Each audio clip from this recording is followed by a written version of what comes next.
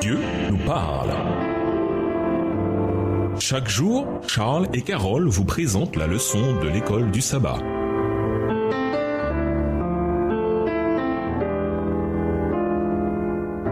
Bienvenue dans votre émission Dieu nous parle.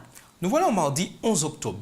Que le nom de l'Éternel soit béni. Après la première attaque que Satan lui a portée, après avoir entendu les mauvaises nouvelles de toutes ces catastrophes, comment Job a-t-il réagi? Voir Job 1, les versets 20 à 22. Quel est le sens du fait que même au milieu d'une telle tragédie, Job ne pécha pas et n'attribua à Dieu rien de choquant? Au centre du gouvernement de Dieu, gouvernement fondé sur l'amour, il y a la liberté de choix. Dieu veut que nous le servions parce que nous l'aimons et non parce que nous sommes obligés de le servir. Satan insinuait que Job servait Dieu avec des mobiles égoïstes. Il essayait de réfuter que la véritable religion découle de l'amour et d'une appréciation intelligente du caractère de Dieu et que les véritables adorateurs aiment la religion pour ce qu'elle est et non pour la récompense. Qu'ils servent Dieu parce que ce service est juste en soi et non simplement parce que le ciel est rempli de gloire.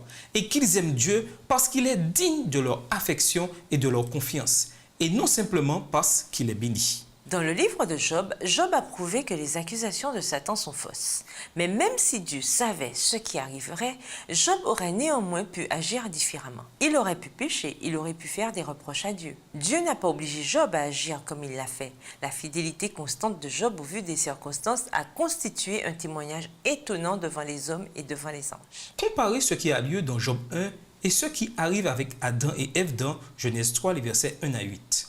En quoi le contraste rend-il leur péché si terrible?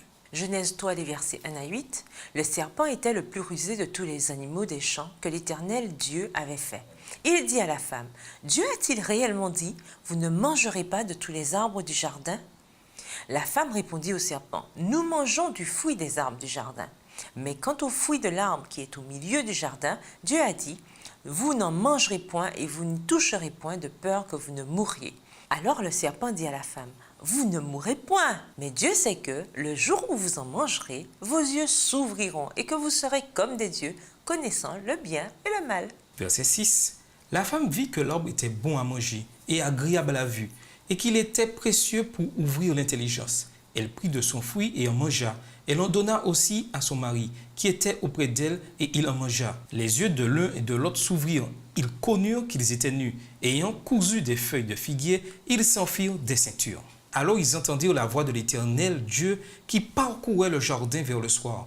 Et l'homme et sa femme se cachèrent loin de la face de l'Éternel Dieu, au milieu des arbres du jardin. Adam et Ève, des êtres sans péché dans un véritable paradis, ont transgressé la loi et sont tombés dans le péché à cause de l'attaque de Satan. Job, pris dans la souffrance, les tragédies et la ruine, est resté fidèle au Seigneur malgré les attaques de Satan. Dans les deux cas, nous avons un exemple puissant des grands enjeux liés au libre arbitre. En quoi la réaction de Job ici nous montre-t-elle combien nos excuses pour pécher sont souvent faciles et fausses? Et nous vous laissons avec cette question de réflexion. De quelle façon avez-vous persévéré dans vos propres expériences de type Job? Au revoir. Et à demain si Dieu veut. Dieu nous parle.